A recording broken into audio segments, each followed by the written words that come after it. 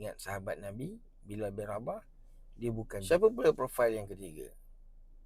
Profil ketiga untuk kita dekati bagi tujuan dakwah ini adalah mesti mengambil kira faktor status. Status macam mana? Daripada rendah ke tinggi.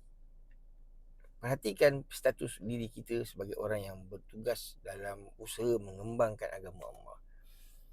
Fahami status kita terlebih dahulu, kerana lebih mudah kita dekati orang yang lebih rendah statusnya berbanding orang yang tinggi statusnya. Apa maksudnya rendah dan tinggi? Rendah bererti anda mungkin adalah seorang yang biasa-biasa macam saya. Lebih mudah orang seperti biasa-biasa macam saya ni mempengaruhi kelompok yang bawah atau setara dengan saya.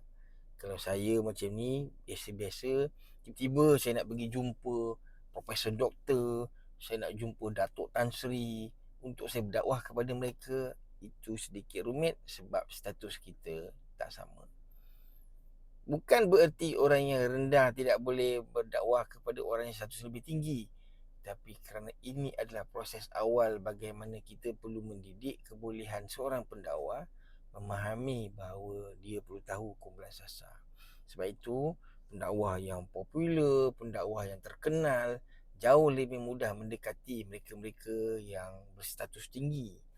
Jadi untuk anda yang baru bermula dengan tugas dakwah seperti saya, kita perlu membina keyakinan diri, kita perlu membina kebolehan supaya kita boleh mempengaruhi kelompok yang jauh lebih dominan berbanding dengan kita.